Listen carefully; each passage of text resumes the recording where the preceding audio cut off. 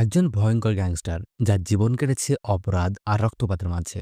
সে চায় পুরনো জীবন ভুলে নতুনভাবে বাঁচতে, কিন্তু ভাগ্য তাকে সেই সুযোগ দেয় না। একদিন সে জানতে পারে তার নিজের ছেলেকে মিথ্যা একটা ভয়ঙ্কর অপরাধে ফাঁসানো হয়েছে। ছেলেকে বাঁচাতে হলে তাকে আবার নামতে হবে সেই অন্ধকার জগতে, যেখানে শুধু রক্ত, প্রতিশোধ আর মৃত্যু। আজ আমরা আলোচনা করব Tamil action comedy movie good bad আগলির বাংলা কাহিনী, যেখানে নায়ক অজিত কুমার দেখিয়েছেন স্টাইল, ইমোশন আর অ্যাকশনের দুর্দান্ত মিশ্রণ। এই সিনেমায় শুধু গল্প নয়, টুইস্ট আর সাসপেন্সও অসাধারণ। কিছু ক্যামিও চরিত্র আছে যা আপনি কল্পনাও করতে পারবেন না। পুরো সিনেমা যেন একেবারে ধাক্কা দিয়ে গেঁথে দেওয়ার মতো। চলুন শুরু করি এই উত্তেজনাপূর্ণ মুভির বাংলা গল্প। গল্পের শুরুতে দেখা যায় একটা ছোট্ট ফ্ল্যাশব্যাক। বছরটা 2008। গল্পের মূল চরিত্র একে, একজন প্রভাবশালী আন্তর্জাতিক গ্যাংস্টার। তার জীবনের সবচেয়ে প্রিয় মানুষ তার স্ত্রী রামিয়া। বিয়ের কয়েক বছর পর রামিয়া এক পুত্র সন্তানের জন্ম দেয়। সে চেয়েছিল তার ছেলে যেন হিংসা, মারামারি আর রক্তপাতের জীবন থেকে অনেক দূরে থাকে, কারণ রামিয়া কখনোই এই গ্যাংস্টারদের জগতে পছন্দ করত না। একদিন রামিয়া তাকে জানায়, তুমি যদি গ্যাংস্টারের জীবন একেবারে ছেড়ে না দাও, তাহলে আমি তোমার সন্তানকে দেখতে দেব না। স্ত্রীর এই কথায় গভীরভাবে নাড়া খায় একে। প্রিয়জনের ভালোবাসা আর সন্তানকে দেখার আশায় সে জীবনের সবকিছু, অর্থ, ক্ষমতা, খ্যাতি ত্যাগ করে। এরপর স্বেচ্ছায় প্রশাসনের কাছে আত্মসমর্পণ করে। এরপর আদালত থেকে 17 বছরের কারাদণ্ড দেওয়া হয়। গল্পের সময় এগিয়ে আসে 2025 সাল। রামিয়া এখন তার ছেলেকে নিয়ে স্পাইড ন্যাশনাল এলাকায় থাকছেন। তাদের দেখতে রামিয়ার বাবা আসেন।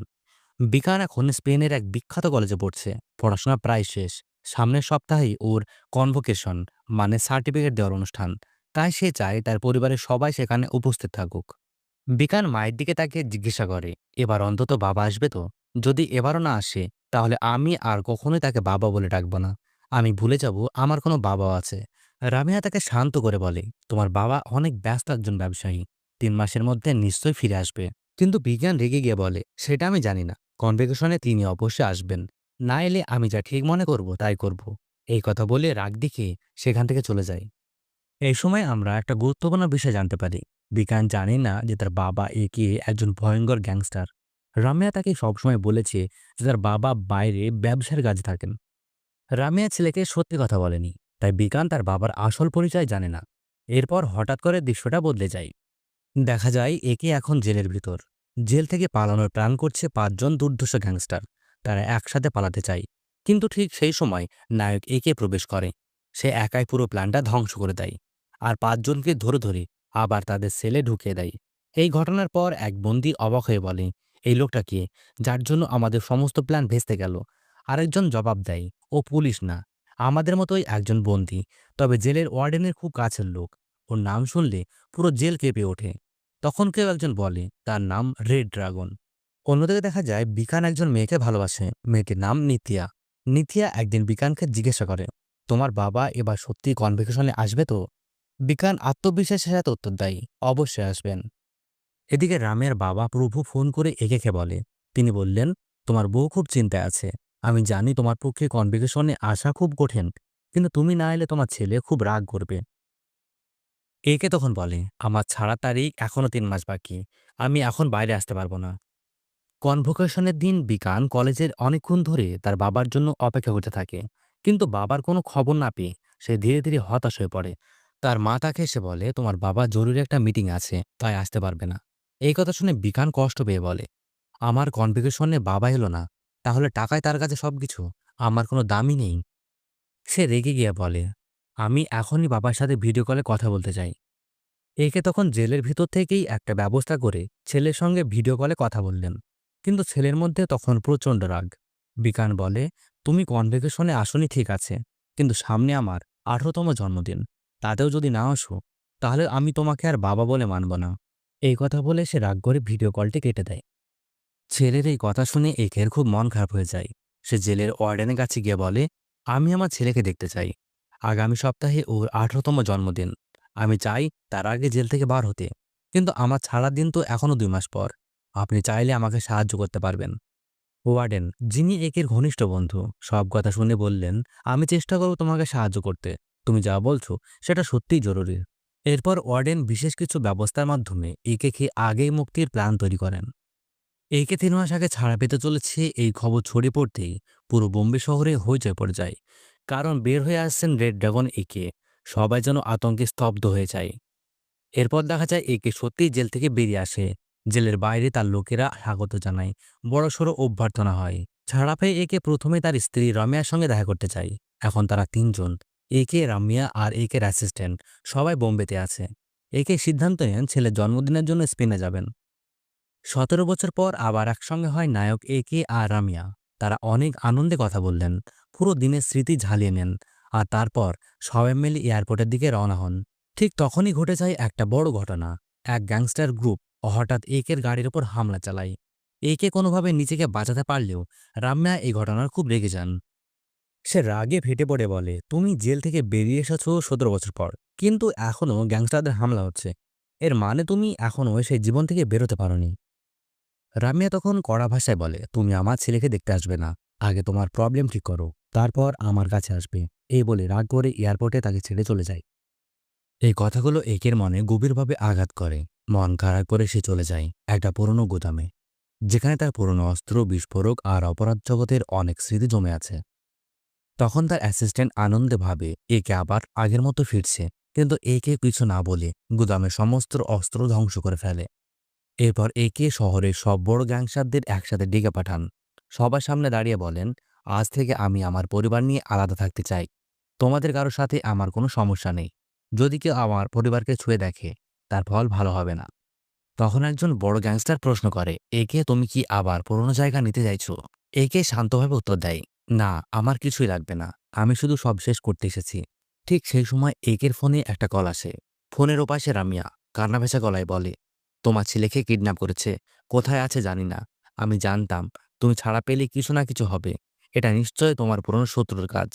১৭ বছর ধরে আমি শান্তিতেই ছিলাম, আর আজ তুমি ফিরেছ, সেই শান্তি শেষ হয়ে গেছে। এই কথা শুনে একের চোখে আগুন জ্বলে ওঠে। তার ভেতরের রেড ড্রাগন আবার জেগে ওঠে।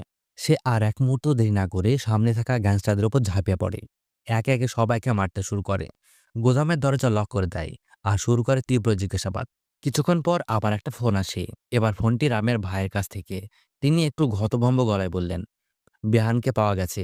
এটা গ্যাংস্টার কিডন্যাপ নয়, এটা পুলিশের ব্যাপার। বিহান নিজেই পুলিশের কাছে আত্মসমর্পণ করেছে। এখন সে পুলিশের হেফাজতে আছে। ব্যাপারটা অনেক সিরিয়াস। তুমি এখনই চলে আসো।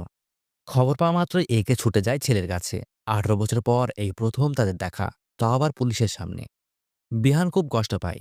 চোখের জল লুকিয়ে মনে মনে ভাবে, বাবাকে আমি প্রথম যেদিন দেখব, ভেবেছিলাম সেটা হবে আমাদের জীবনের সবচেয়ে স্পেশাল দিন। কিন্তু আজ এরকম অবস্থায় আমাকে দেখতে হলো। আদালতে বিহানের বিরুদ্ধে সরকার পক্ষের উকিল বলে, এই ছেলে দেশের আইন শৃঙ্খলা ভাঙছে। ওর গাড়ি থেকে ৫ কেজি মাদক উদ্ধার হয়েছে। এমনকি সে নিজও নেশা করে। বিচারক যখন বিহানকে জিজ্ঞেস করে, বিহান নিজের অপরাধ স্বীকার করে। বিহানের উকিল বললেন, স্যার, এটা ঠিক যে বিহান ড্রাগ নিয়েছিল, কিন্তু এত পরিমাণ মাদক ওর কাছে কোথা থেকে এলো সেটা জানার জন্য একটু সময় দরকার। তখন বিচারক আদেশ দেন, বিহান এখন নাবালক, তাই তাকে জুভেনাইল জেলে পাঠানো হোক। আর পুরো বিষয়টা খতিয়ে দেখতে তদন্তের জন্য কিছুটা সময় দেওয়া হোক। ছেলের এই অবস্থা দেখে একে পুরো ভেঙে পড়ে। এরপর পুলিশের লোকেরা বিহানকে জেলে নিয়ে যায়। একে শুধু এক দৃষ্টিতে তাকিয়ে থাকে, নির্বাক, হতবাক হয়ে। এদিকে রাম্যা একের দিকে তাকিয়ে বললেন, তুমি জেল থেকে বের হও আর আমার ছেলে জেলে যায়। তুমি মানুষই না। তুমি আমার ছেলেকে এ অবস্থায় এনেছো। আমার জীবন আর কখনো এসো না। তারপর রামিয়া খুব রাগ করে কথা না বলে সেখান থেকে চলে যায়। চোখে অশ্রু, কণ্ঠে কষ্ট। একে কাঁদতে কাঁদতে বললেন, আমি নিজের জীবনটা ভুলে ভরে ফেলেছি। কতবার মার খেয়েছি, তবু কখনো ব্যথা লাগেনি। কিন্তু আজ, আজ আমার ছেলেকে এই অবস্থা দেখে আমার বুকটা ফেটে যাচ্ছে। কে আমার ছেলেকে এই জায়গায় এনে ফেলেছে? কে করলে এই সর্বনাশ? এই কথা বলে তিনি চিৎকার করে উঠলেন। গল্পটা এখানেই হঠাৎ কাট হয়ে যায়। এবার আমরা দেখি মাঝ সমুদ্রের নীল জলরাশির মধ্যে এক বিলাসবহুল জাহাজ। জাহাজের ডেকে পার্টি চলছে। চারপাশে জাঁকজমক, গান, আলো আর বেশ কয়েকজন মেয়ে ঘিরে আছে এক যুবককে। এই যুবক হলো অর্জুন দাস, এক প্রভাবশালী গ্যাংস্টার। অর্জুন তার লোকেদের নির্দেশ দেয় এক অপরাধীকে ধরে আনার। তাকে সামনে এনে দাঁড় করিয়ে অর্জুন ঠান্ডা গলায় বলে, তুই আমার বাবাকে খুন করেছিলি। আজ এত বছর পর যখন তুই নিশ্চিন্তে আছিস, তখন আমি এসেছি তোর সেই পাপের বিচার নিতে। এই কথা বলে বিন্দুমাত্র দয়া না করে সে ঠান্ডা মাথায় গুলি চালিয়ে দেয় এবং সে হত্যা হয়ে যায়। চারপাশে এক মুহূর্তের জন্য স্তব্ধতা নেমে আসে। গল্প আবার ফিরে আসে একের দিকে। তিনি যান জেলের ভিতরে তার ছেলে বিহানকে দেখতে। কাচের ওপারে থাকা ছেলেকে দেখে তার চোখ জলে ভিজে যায়। তিনি ধীর কণ্ঠে বললেন, ১৭ বছর ধরে শুধু তোকে ফোনে শুনেছি, কিন্তু তোকে একবারও সামনে বসিয়ে মন খুলে কথা বলতে পারিনি। আজ যখন তোকে এই অবস্থায় দেখছি, আমার হৃদয় ভেঙে যাচ্ছে। তুই এমনভাবে এখানে এলি কেন? নিশ্চয়ই এর পিছনে কারো না কারো হাত আছে। তোর যদি কিছু মনে পড়ে তাহলে আমাকে বল। বিহান কিছুক্ষণ চুপ থেকে মাথা নিচু করে বলল, আমি নিত্যা নামের এক মেয়েকে ভালোবাসতাম। তোমরা আমার জন্মদিনে বোম্বেতে আসছিলে। আমি আর নিত্যা সেদিন রং ড্রাইভে বার হয়েছিলাম। হঠাৎ কয়েকজন গ্যাংস্টার আমাদের রাস্তা আটকায়। তারা নিত্যাকে মেরে ফেলে আর আমাকে জোর করে মাদক খাইয়ে অচেতন করে দেয়। এরপর থেকে আমার কিছু মনে নেই।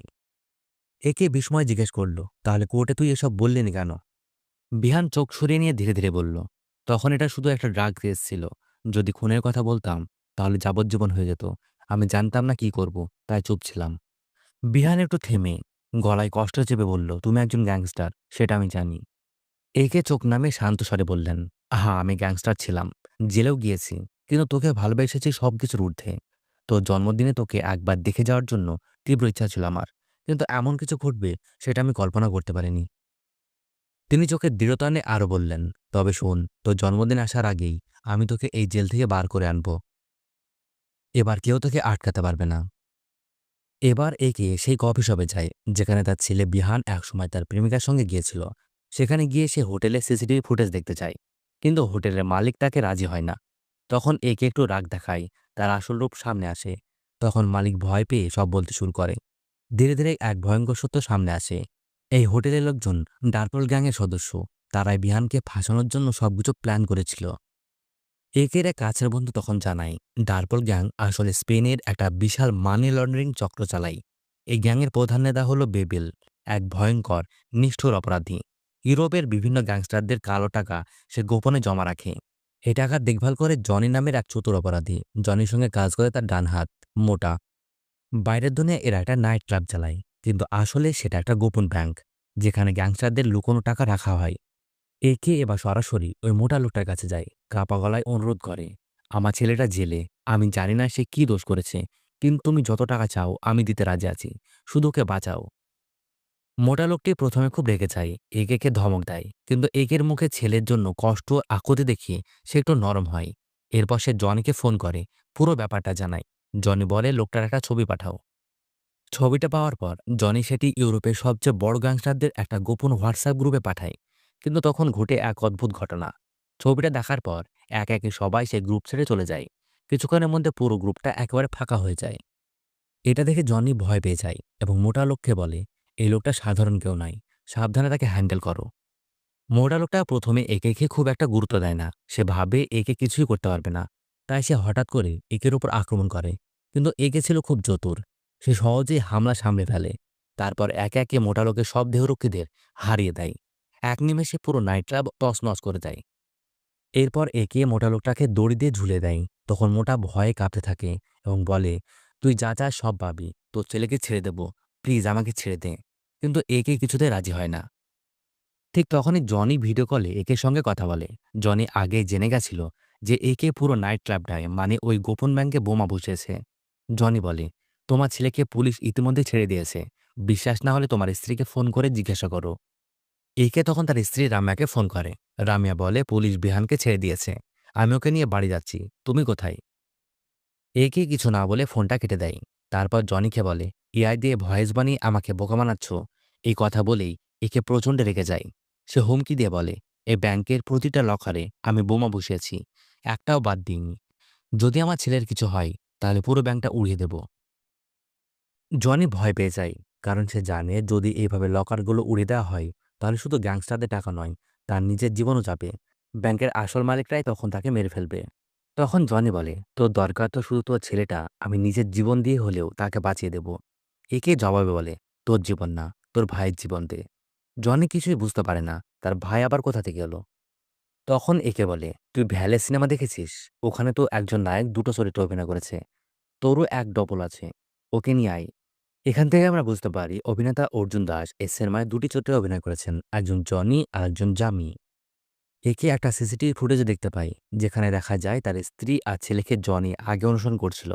তখন একে নিশ্চিত হয় এই পুরো কিডন্যাপ প্ল্যানে জনি আর জামি দুজনে জড়িত। একে আবার হুমকি দেয়, যা গিয়ে জামিকে নিয়ে আয়, না হলে পুরো ব্যাংক উড়িয়ে দেব। জনি তখন জামিকে নিয়ে আসে। জামিও জানে তাদের রাজত্ব শেষ, ব্যাংকও বাঁচবে না। তারা নিচে নেমে আসে। এখানে জানা যায় জনি আর জামি যমজ ভাই। জনি বড়, জামি ছোট। তখন জামি ঠাট্টা করে একিকে বলে, তুই এসেছিস স্পেনে তোর ছেলের জন্মদিন পালন করতে। এরপর সে একটা গোপন সত্য ফাঁস করে। তোর ছেলের ড্রাগ কেসে ধরা পড়েছে, আর সেটা তুই না, তোর স্ত্রী রামিয়া করেছে। 5 বছর আগে সেই রামিয়া আমাকে পুলিশের হাতে ধরিয়ে দেয়। সে অপমান প্রতিশোধ নিতে আমি তোর ছেলেকে কিডন্যাপ করি।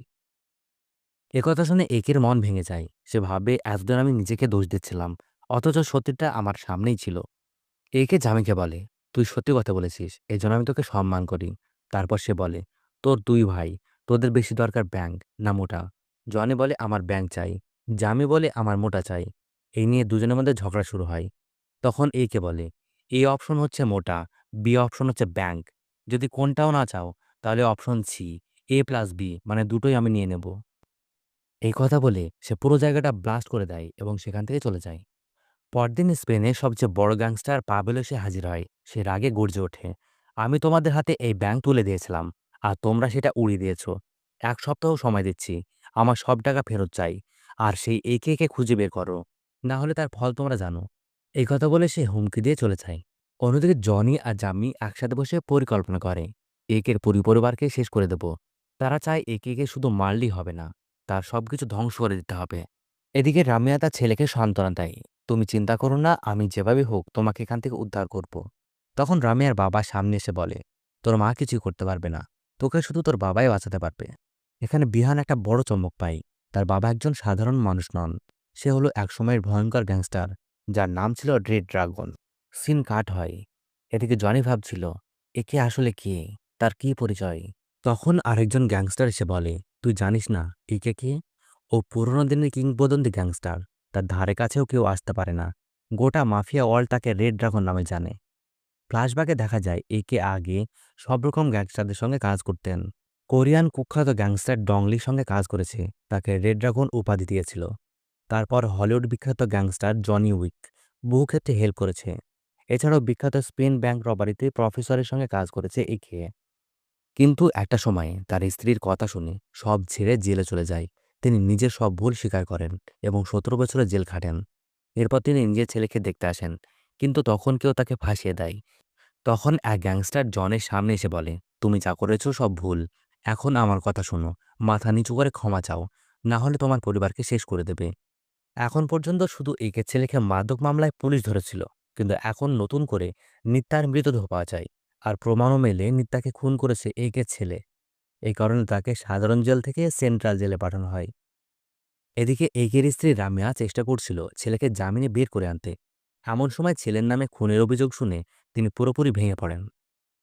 তখন জামু একেকে ফোন করে হুমকি দেয়, তুমি তো সবাইকে ভিলেন মনে করো, এবার আমার আসল ভিলেনপনা দেখো। তোমার ছেলে যাচ্ছে জেলে, আর তোমার স্ত্রী মারা যাবে। তুমি ঠিক করো কাকে আগে বাঁচাবে, কিন্তু আমি দুজনকে শেষ করব। এরই মধ্যে রামিয়াকে জনির নির্দেশে এক গ্যাং কিডন্যাপ করে নিয়ে যায়। তখন সিমরান এসে উপস্থিত হয়। সে রামিয়াকে মারতে আসে, কিন্তু যেহেতু তার আগে থেকেই একের সঙ্গে সম্পর্ক ছিল, সে রামিয়াকে মেরে ফেলে না, বরং একেকে বলে, তুমি যাও, ছেলেকে বাঁচাও, আমি রামিয়াকে দেখছি। এরপর একে ছেলেকে বাঁচাতে রওনা দেয়। যখন বিহান অন্য জেলে নিয়ে যাওয়া হচ্ছিল, তখন জনির লোকেরা পুলিশের গাড়ি অনুসরণ করে, কিন্তু একে একে একে তাদের গাড়িগুলো ধ্বংস করে দেয়। শেষ পর্যন্ত সে পুলিশ ভ্যানকে নিরাপদ গন্তব্যে পৌঁছাতে সাহায্য করে। এরপর সিমরানের কাছ থেকে একে জানতে পারে নিতে আসলে এখনো বেঁচে আছে, মরে যায়নি। সে শুধু মিথ্যা নাটক করেছিল, কারণ সে জামুকে ভালোবাসে। সিমরান এক ঠিকানা দেয়, যেখানে গিয়ে একে দেখে নিত্যা আর জামু একসাথে আছে এবং তারা খারাপ কাজে লিপ্ত। নিত্যা একে দেখে বলে, আমার কোনো দোষ নেই, আমাকে জোর করে এসব করানো হয়েছে। এরপরে একে নিত্যা আর জামুকে ধরে জনসম্মুখে নিয়ে আসে। তখন সে সবাইকে দেখায় কিভাবে জন আর জামু দুজনে একই ব্যক্তি সেজে পুরো খেলাটি চালাচ্ছিল। এই ঘটনা সে ভিডিও কলের মাধ্যমে গ্যাংস্টার প্যাবেলকেও দেখায়। সবাই হতবাক হয়ে যায়। আমের ভাই একে ফোন করে জানায়, আদালতে প্রমাণ হয়েছে যে নিত্যা এখনো বেঁচে আছে। খুব শিগগিরই বিহান জেল থেকে মুক্তি পাবে। এরপর রামিয়া নিত্যার সঙ্গে দেখা করতে চায়। সেখানেই তার সঙ্গে জনির দেখা হয়। জনি তাকে একটা লকেট দেখায়, যেটা আসলে রামিয়ার নিজের ছিল। তখন রামিয়ার মনে পড়ে, বহু বছর আগে সে জনিকে ড্রাগ মামলায় জেলে পাঠিয়েছিল। তখনই জনি তার হাত থেকে লকেটটি খুলে নিয়েছিল। জনি আবার সব সত্যি কথা খুলে বলে, সে কেন প্রতিশোধ নিতে চেয়েছিল, কিভাবে ঘটনাটি ঘটেছিল। এসব শুনে রামিয়া বুঝতে পারে তার ছেলে জেলে যাওয়ার জন্য একে দায়ী নয়, বরং তার নিজের পুরনো ভুলই এর জন্য দায়ী ছিল। ঠিক তখনই সেখানে জামু এসে একের লোকজনকে গুলি করে মেরে ফেলে এবং রামিয়াকে বন্দুকের নিশানায় ফেলে। কিন্তু সেই মুহূর্তে রামিয়ার ভাই এসে হাজির হয়। পরিস্থিতি ঘোলাটে হয়ে যায়, আর সেই সুযোগে রামিয়া নিতাকে নিয়ে বিল্ডিং থেকে বেরিয়ে যায়। তারা বের হতে না হতেই জামু সামনে এসে পড়ে এবং রামিয়াকে গুলি করে ফেলে। রামিয়ার ভাই জামুর সঙ্গে হাতাহাতিতে জড়িয়ে পড়ে। সেই সময় ধাক্কা খেয়ে নিত্যা পড়ে যাচ্ছিল বিল্ডিংয়ের নিচে। জামু ঝাঁপিয়ে পড়ে তাকে ধরে ফেলে, কিন্তু নিত্যাকে ধরতে গিয়ে জামু নিজেই পড়ে যাচ্ছিল। তখন জনি এসে জামুর পা ধরে ফেলে। জনি জামুকে বলে নিত্যাকে ছেড়ে দে, কিন্তু জামু রাজি হয় না। তখন জনি বন্দুক বের করে নিত্যাকে গুলি করে দেয়। কারণ জনি জানতো নিত্যা বেঁচে থাকলে একে ছেলে মুক্তি পাবে। সেই কারণে সে শেষ মুহূর্তে এই সিদ্ধান্ত নেয়। এরপর হসপিটালে একে তার আহত স্ত্রী রামিয়াকে দেখতে যায়। তখন রামিয়া কাঁদতে কাঁদতে তাকে বলে, তুমি আবার ফিরে এসো, আগের মতো রেড ড্রাগন হয়ে। আমার ছেলেকে আবার বাঁচাও। এই কথার কিছুক্ষণ পরই জনি ফোন করে একে হুমকি দেয়, এবার সব হিসাব চুকিয়ে ফেলবো, তোর ছেলে আজকে জেলে শেষ হয়ে যাবে। এই কথা শোনার পর একে আবার ফিরে আসে তার পুরন রূপে, রেড ড্রাগন হয়ে। একটা নির্দিষ্ট জায়গায় জনি আর তার পুরো গ্যাং একের জন্য অপেক্ষা করছিল। একে একাই সেখানে যায়। তখন শুরু হয় তার একের পর এক স্ট্র্যাটেজি আর অ্যাকশনের মাধ্যমে শত্রুদের ধ্বংস করে ফেলে। একসময় সে জনিকে ধরে ফেলে এবং প্রচণ্ড মারধর করে। তারপর তাকে পুলিশের হাতে তুলে দেয়। 6 মাস পর একে তার ছেলের জন্মদিন খুব বড় করে উদযাপন করে। সেই অনুষ্ঠানে তার ছেলে বলে, আমার বাবা গ্যাংস্টার হলেও আজ আমি তাকে একজন সাধারণ ভালো মানুষ হিসেবে দেখছি। ছোটবেলায় বাবার হাত ধরে হাঁটিনি, কথা শুনিনি, কিন্তু আজ সব ফিরে পেয়েছি। শেষ দৃশ্যে জন ও জামুকে আবার সেন্ট্রাল জেলে নিয়ে যাওয়া হচ্ছিল। রাস্তায় জন জামুকে বলে, আমি অ্যাক্সিডেন্টের প্ল্যান করেছি, এবার পালাবি। পরিকল্পনা অনুযায়ী অ্যাক্সিডেন্টও ঘটে, পালানোর সুযোগ আসে। কিন্তু ঠিক তখনই সামনে এসে দাঁড়ায় একে। ভয় পেয়ে জন এবং জামু কাঁদতে কাঁদতে বলে, আমাদের ছেড়ে দাও। একে কঠোর চোখে তাকিয়ে বলে, এই 6 মাস ছিল তোদের বিশ্রাম, এখন সময় শাস্তির। এই কথা বলে সে ঠান্ডা মাথায় দুই ভাইকে হত্যা করে। এইভাবে সিনেমাটি শেষ হয়ে যায়।